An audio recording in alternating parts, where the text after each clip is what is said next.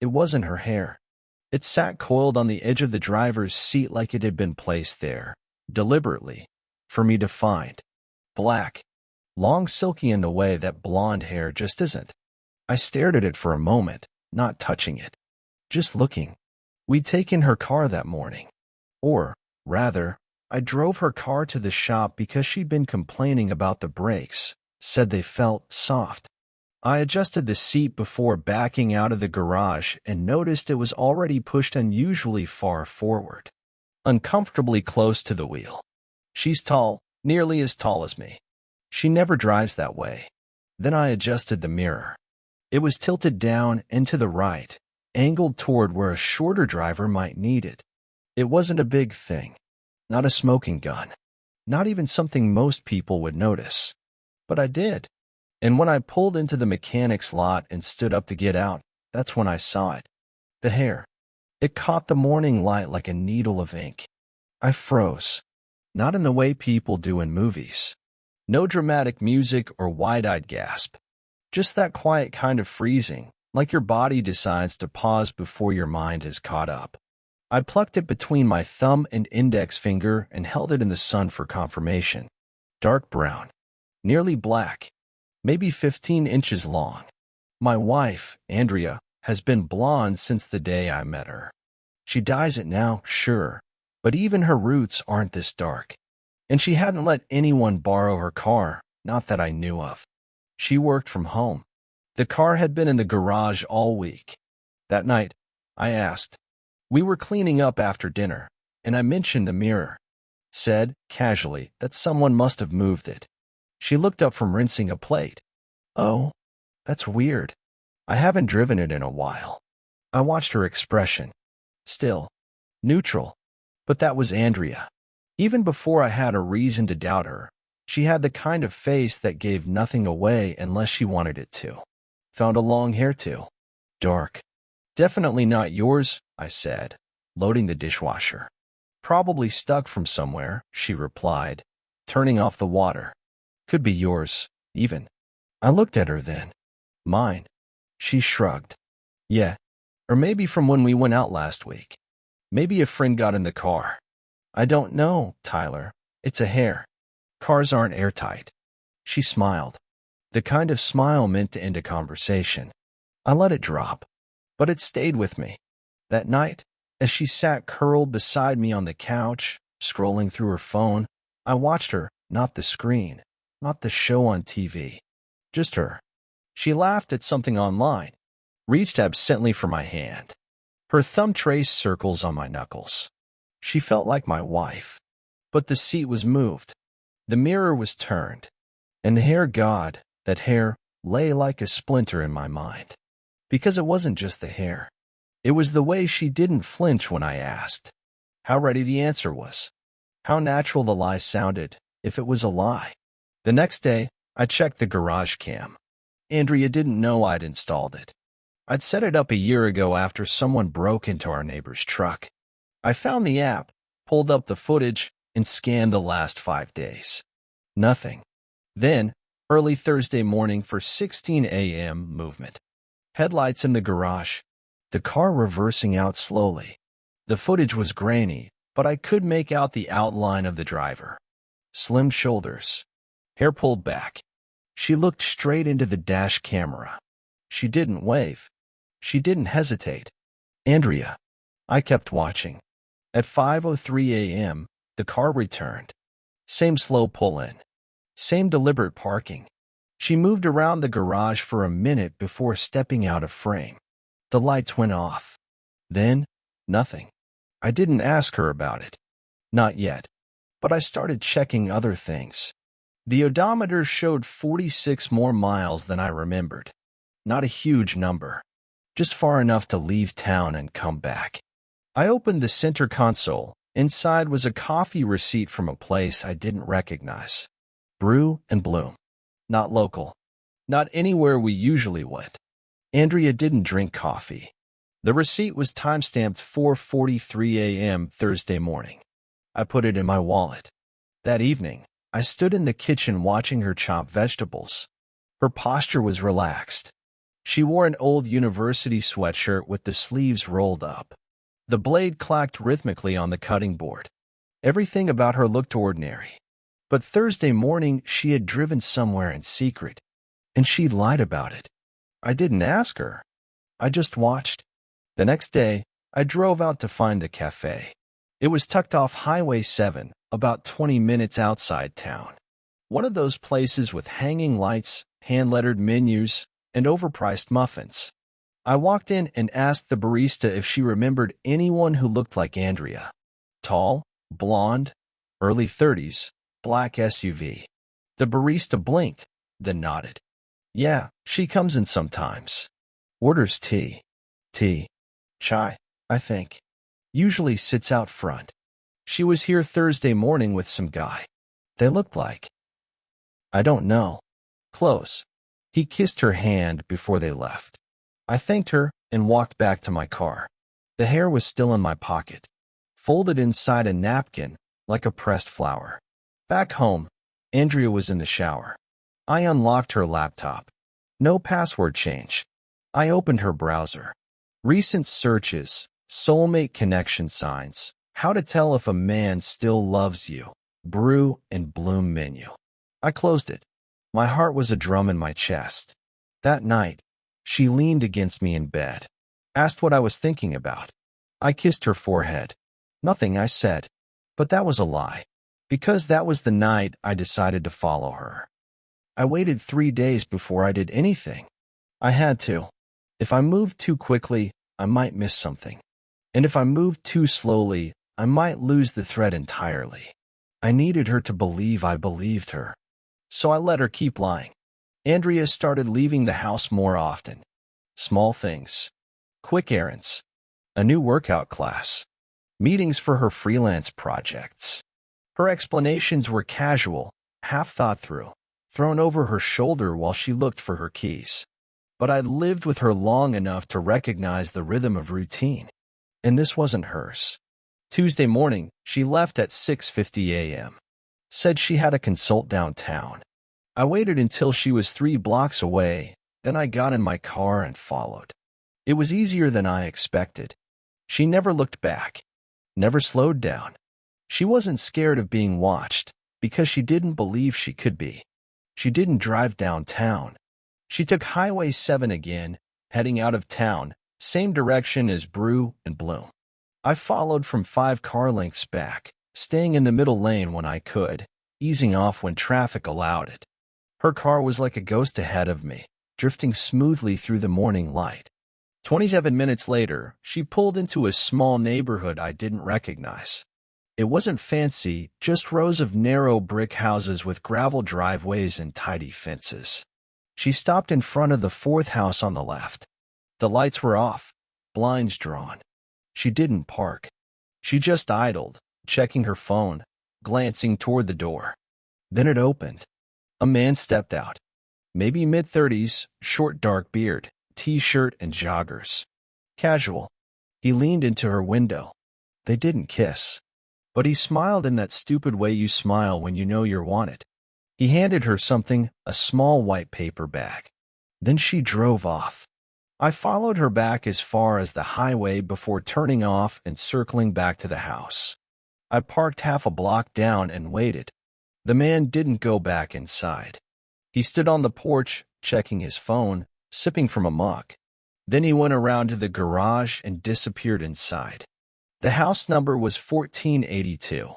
I typed it into my notes. I didn't confront her that night either. I needed to be sure. Not just suspicious, certain. And there's a difference. Suspicion makes you angry. Certainty turns that anger into something sharper. Wednesday, she left again. Different excuse. Lunch with Megan. I called Megan after she left. She picked up on the second ring. Hey, is Andrea with you? I asked. Pause. No? Why? Just checking. She said you two had lunch plans. Another pause. This one longer. No, we haven't talked in a week. Got it. Thanks. I followed Andrea again. She took the same route. Stopped at 1482 again. This time she parked. Stayed for 21 minutes. I timed it. When she came out, her hair was slightly undone, like she'd smoothed it in a hurry. The man didn't walk her out. When she got home, she brought in groceries. Just 2 bags. I helped her unload them like nothing was wrong. She kissed me on the cheek. Her lips were warm. Familiar. I almost flinched. That night, I went back to the neighborhood alone, parked across from 1482. Lights were on in the upstairs window. A figure passed once, then again.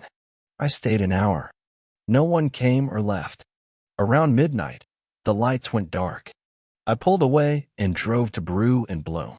It was closed, but I walked around back, past the dumpsters, until I found the rear patio where the barista said they sat. There were still coffee cups stacked in a bus tub. I stared at the table in the corner, the one by the brick wall with the climbing ivy. I could picture her there, laughing, fingertips tracing a lid, maybe holding his hand under the table. I took a picture. A stupid thing to do, but I needed a record. When I got home, Andrea was asleep, her side of the bed still warm. I lay beside her and looked up at the ceiling for a long time. That's when I noticed something else. A smell. Subtle. Sweet. Not her usual perfume. Something lighter. Herbal. Familiar, but not from her. I sat up, breathing it in. It was on the pillow. Not strong, just enough. It reminded me of the cafe. That same smell had been in her car. I remembered it now. That wasn't coffee on the receipt she bought. It was chai. She'd told the barista it was for her. But she doesn't drink chai. So who was it for? Thursday morning, I went for a run. That's what I told her, anyway. In truth, I drove to the DMV and requested the registration details for 1482. Technically illegal, but the clerk knew me from high school. Said he'd look the other way. The property was rented under the name Brian Keller. Didn't recognize it. No friends with that name. No coworkers. No old classmates. I tried social media. Found an account. Private, but the photo was the same man. Only 5 friends. One of them? A woman named Marcy Keller, listed as his wife. Brian Keller was married. Andrea wasn't just cheating. She was sneaking around with a married man. When she came home that afternoon, I watched her unpack dry cleaning. Smiled as she told me about the traffic. She held up a blue blouse. Do you think this goes with my navy skirt for Saturday? I nodded. Said it looked good. Then walked into the bathroom and locked the door before I could say something I couldn't take back. I stared at myself in the mirror. My hands were trembling. Saturday. I didn't know what was happening Saturday. I didn't even know she had plans. But I was going to find out. Because I was done waiting. I was going to set a trap. And if she lied again, I was going to make sure I had it all. Saturday came fast. Andrea was humming in the kitchen, barefoot, sipping orange juice like she hadn't spent the last week driving to some rented house outside of town. There was a slowness to her movements that morning, deliberate, even breezy. She played a playlist I'd never heard before, soft jazz and old soul, like she wanted the day to feel romantic. Like nothing was wrong. She wore the blue blouse. The one she asked me about. The one she pretended was for me. I think it goes well with navy, right? She'd asked earlier in the week. I said yes. She'd smiled and said, perfect. Saturday then. But she never mentioned what Saturday was for. Not really. Just some vague event with Melissa, a gallery opening in the Foundry District. Supposedly. Except Melissa had been in Arizona since Thursday. I knew this because I'd checked. Called her, pretending to ask if Andrea had left her scarf at our place. She's probably thinking of someone else, Melissa said. I haven't seen her in months. I told her to enjoy her trip. Hung up. Stared at the wall for a full minute. So Saturday morning, while Andrea got ready, curling her hair, doing her makeup in small, confident circles, I made sure the battery in the tracker was still good. I'd slipped it into the lining of her trunk 2 days earlier, tucked beside the tire jack where she wouldn't find it. A cheap little AirTag. It synced right to my phone. I've been watching every trip since. She left at 2:13 p.m. Not in a rush, not in a panic. Just kissed my cheek and said, "Don't wait up if I'm late."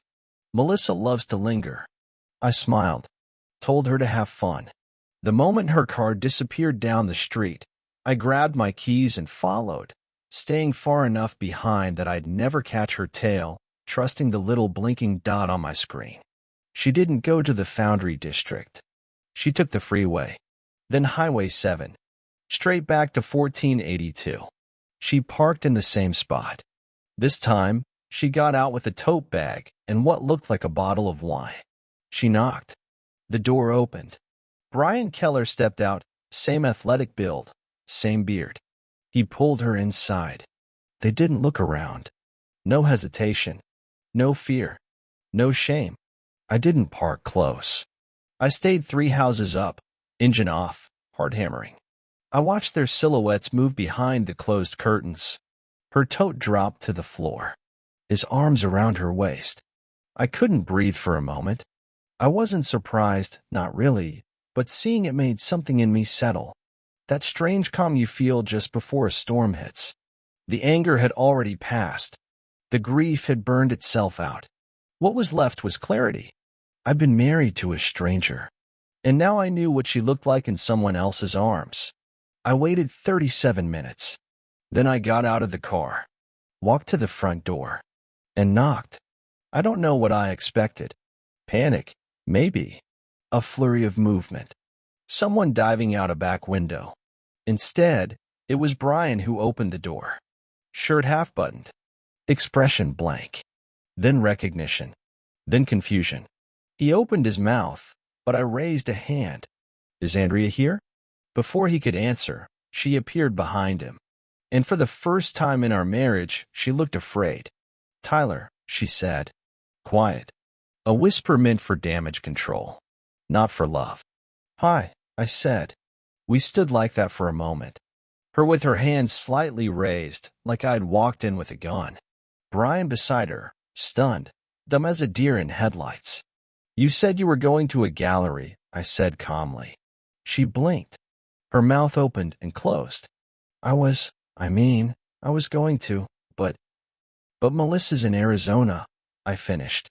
She took a step forward, the panic rising now. "Listen, I can explain. Please. It's not what it looks like." "No," I said. "It's exactly what it looks like. I've been following you for a week." Her face dropped, drained. The color left her lips. "Can we talk somewhere else?" she whispered. "Why?" I asked. "Embarrassed? Or just don't want Brian here to know how many other gallery trips you've taken lately?" Brian shifted, suddenly looking like a kid caught cheating on a test. Andrea turned to him. "Can you give us a minute?" "No," I said before he could move. "He should hear this. You both should." Her voice cracked then. "Tyler, please." No more lying. I pulled out my phone, showed them the map, the pin, the timestamp. "You've been tracked for 5 days. I have footage from our garage, receipts, audio. You kissed him at Brew and Bloom. You said I was too broken to notice. Those were your words." Brian turned to her then. "Wait, what?" Andrea's eyes widened. "You, what?" "I didn't tell him," I said. "You did. Just not on purpose." I let the silence spread. Let them feel it. And then, very quietly, I said, "Here's what's going to happen next." Andrea started to speak again, but I didn't let her. "You're going to go home. Tonight. Pack your things. Leave your keys on the counter. I'll have the locks changed in the morning. And you're going to tell your parents, your sister, everyone, that it was your choice to leave, not mine." Her jaw trembled. She looked like she might cry, but I didn't care. "Tyler, No," I said again. "I gave you everything. You gave me a hair in the car and a man who opens the door for you like I never existed." Brian had the decency to look ashamed, or maybe just nervous. "I'll give you 24 hours, I said, stepping back. "After that, I'll send the footage to your boss, your clients, Your parents. Everyone you ever lied to. Andrea stood frozen in the doorway. Like if she didn't move, none of it would be real. I don't want revenge, I said. I want freedom. And the truth. I turned and walked away. Didn't look back. Andrea moved out that night. Not the next morning. Not after a long, teary monologue. She was gone by 11:30 p.m., the front door closing behind her with the same softness she used to use when she left for yoga at sunrise. I didn't help her pack. I didn't say a word when she stood in the doorway with her arms full of coats and whatever else she could grab in 20 minutes. She didn't apologize. She just said, I never meant for it to get this far. Then she was gone. And for a moment, it was quiet. Then too quiet. Because the part that came after the confrontation wasn't catharsis. It was static. Cold air where warmth used to be. I sat on the couch and stared at the place her coffee mug used to sit on the bookshelf. The spot where she'd forgotten it every morning. A stupid detail. Insignificant. But it gutted me. Not because I missed her, but because I didn't. Monday, I went back to the garage cam footage. I wasn't sure why. Part of me wanted closure. Another part wanted to be sure I hadn't missed anything. But that's when I found something new. A second driver. Not Andrea. 3 weeks ago. Tuesday. 4:01 a.m. A shorter figure. Different build. Entered the passenger side first. Then climbed into the driver's seat. The camera caught her face, partially lit by the dashboard glow. She wasn't blonde. She wasn't Andrea. She wasn't even trying to hide. The woman sat in the driver's seat for exactly 5 minutes. Adjusted the mirror. Shifted the seat. Touched the center console. Then left. Never drove the car. Just sat in it. And then I remembered. That was the week Andrea claimed her key fob had gone missing. I watched the footage 3 more times. Then pulled the old coffee receipt from my wallet. The one from Brew and Bloom. The one I assumed Andrea had purchased. But the name on the printed line wasn't hers. Keller, Marcy. I stared at it. Let the air freeze in my lungs. Brian's wife. Andrea hadn't been the one meeting Brian at Brew and Bloom that morning. Or at least, not alone. Marcy was there too. And she'd been in our garage. Not just in Andrea's orbit, but in mine. The receipt was dated the same day Andrea claimed she was at a spa downtown, meaning she didn't know Marcy had been in the car. Or if she did, she hadn't told me. Which meant either Andrea was playing a deeper game than I realized or Marcy had found out about the affair on her own. And now she was watching me. Tuesday night, I couldn't sleep. I kept checking the locks, watching the front camera feed, looking over my shoulder every time I crossed the hallway. Paranoia is a funny thing. It doesn't hit like panic. It settles in like dust. Thin. Constant. The next day, I called a locksmith. Had all the locks changed. Then I went to 1482. I didn't knock. I parked across the street and waited until Brian came out to his driveway, garbage bin in hand. He looked tired, hollow-eyed, like someone had pulled the floor out from under him, and he was still trying to stand. I rolled down the window. He saw me, paused, then walked over. You said Andrea told me I was too broken to see straight, he said. That was a text? I nodded. He looked away. She told me I was the only one. She told me a lot of things too. He leaned on the hood of my car, not looking at me. Marcy found out. About everything. A month ago. That's why she's been acting off. I waited. She told me she was going to ruin Andrea. Not just expose her. Ruin her. He laughed bitterly. She's not the scream and leave type. She's the slow burn type. She said Andrea needed to be buried alive. Did she know about me?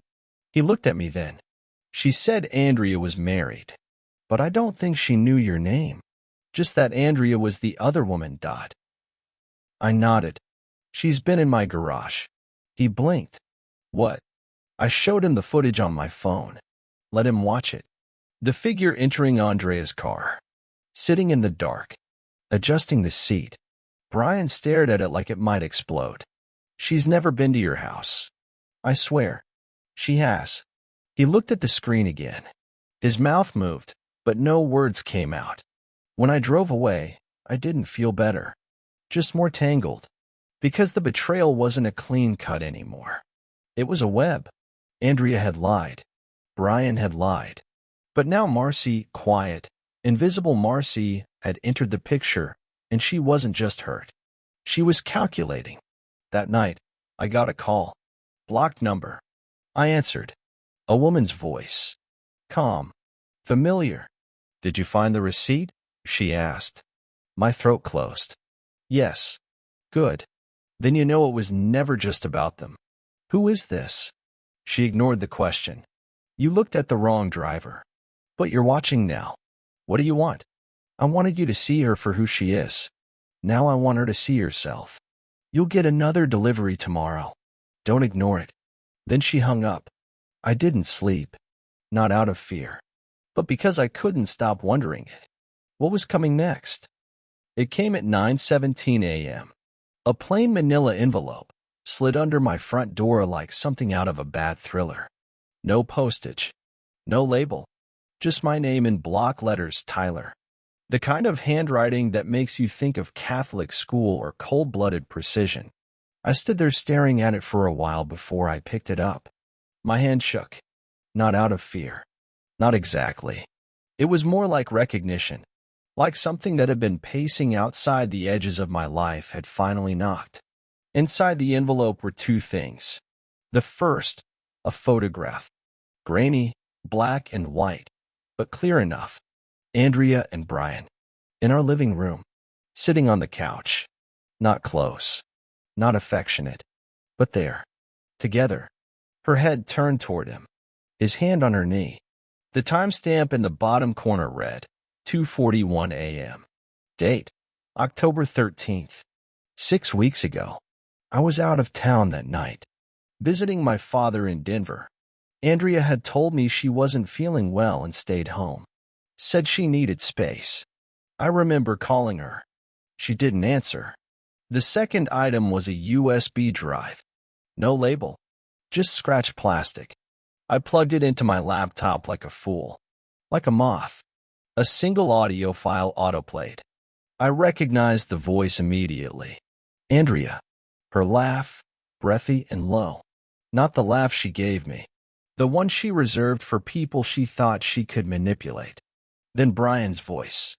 Andrea, you think he suspects anything? Brian, he's clueless. Honestly. He asked about the mirror, and I told him it must have shifted when I got out. He bought it. Andrea, laughing God, he's so slow sometimes. It's almost sad. Brian, almost. The sound of ice in a glass. A quiet clink. Then her voice again, this time hushed. Andrea, you're not going to leave her, are you? Brian, no. A pause. Andrea, I wouldn't leave Tyler either. Not yet. I just need options. Click. That's where the recording stopped. I stared at the screen like it might offer context. But the silence said enough. Options. I wasn't her husband. I was a backup plan. An alibi with a toothbrush. A name she could write on medical forms when it was convenient. I thought of her wedding. The vowels she pronounced so softly, like they cost her something. I'll protect your heart like it's my own. Bullshit. I printed the photo. Made copies. Drove to the post office and mailed one to her mother, her sister, and her boss, who still believed Andrea was taking a sabbatical for mental clarity. That afternoon, I got another call. Same block number. Same stillness on the line. You opened it, Marcy said. How did you get the audio? She didn't answer right away. They recorded themselves. I just retrieved it. You were in my house. Another pause. Then, only once. You left the garage door cracked. I was careful. I didn't know what to say. She filled the silence. They thought they were smart. That they could manipulate both of us without consequence. What do you want from me? To finish it, she said. To end them on your terms, not theirs. I already ended it. She's gone. She's not gone, Marcy said quietly. She just left the room. People like Andrea don't disappear. They rebrand. And Brian, he's a coward. He'll deny everything unless he's cornered. So what, blackmail? No, she said. Truth. That night, I met her. Not on purpose. She was waiting outside my house. Sitting in a dark blue sedan I didn't recognize, engine off, hands folded in her lap. She stepped out as I approached. Mid-30s. Soft features. No makeup. The kind of woman you'd never notice in a crowd, and that was her power. You brought wine, I said, nodding toward the bottle in her hand. She looked down at it. You looked like someone who might want a drink. We sat on the porch, passed the bottle back and forth like we were old friends. She didn't talk much, just listened. And when she finally spoke, it was with the sort of clarity that only comes from heartbreak hardened into purpose. Brian didn't just cheat, she said. He lied about everything. His job, his hours, his debts. I thought I was the broken one, that I was losing him because of me. And then I found the burner phone. You stayed, I said. After that, for a while, until I couldn't look at myself in the mirror anymore. She turned to me. You think you've escaped her, but you haven't. Not until you tell the whole truth. Not until she knows you're not the man she can walk away from like a coat she left behind. What do you suggest? Her answer was so simple, it made my stomach twist. Send her the picture. Send her the audio. No message. Just the proof. And then wait. She'll come to you. They always do. But this time, you'll be ready. I didn't want to believe her, but I knew she was right. The next morning, I scheduled the emails. Andrea. Brian. Subject line blank. Just the attachments. Send at 6:03 a.m. By 6:18, Andrea had called 4 times. By 6:20, she was on my porch. I didn't open the door. She stood outside for 10 minutes, knocking once, then just standing there. Hands clenched. Eyes glassy. Eventually she left. I watched from the window. The quiet was different this time. It wasn't static. It was peace. Andrea didn't try again after that. Not the next day. Not the next week. Not even when I saw her name flash up under a new number she must have thought I wouldn't recognize. I didn't answer. She left one voicemail. I never played it. Some things don't deserve a final word. I wish I could say there was satisfaction in it. There wasn't. Just silence. A wide, echoing silence where all the explanations, apologies, and excuses should have gone. But that silence was mine. I used to think betrayal would feel like a bomb going off. Explosions. Screaming. Something cinematic. But it didn't. It was slower. Like water seeping through a foundation, rotting things from the inside out. By the time you smell the mildew, it's already too late. The damage is in the walls, the beams, the air you breathe. You just can't see it until everything starts to sink. Marcy and I didn't speak again. After that night on the porch, she vanished from my life like a character who exits the story the moment their role is done. I think she needed me as much as I needed her, but only in that moment. We were mirrors for each other. Ghosts in someone else's house. She gave me what I needed, and I gave her a version of closure. Some people call that justice. I started sleeping with the lights off again. I turned off the garage camera, unsubscribed from the GPS tracker. Little rituals that used to mean control now felt like clutter. I didn't need to monitor my life anymore. I just wanted to live it. The house felt different without her. Lighter. Not happy. Not yet. But quieter in the right ways. I boxed up what she left behind. Books. Makeup. A sweater I always liked, until I saw her wearing it in a photo she'd sent Brian. I set the box in the hallway and stared at it for 3 days before I took it to the bin and dumped it, piece by piece. One of the last things I threw out was the hair. Still wrapped in a napkin. Still folded the same way I'd kept it in my wallet. It had started everything. That one strand. Not hers. Funny how something so small could crack a life open. I went back to Brew and Bloom once, just to see if it felt different. It didn't.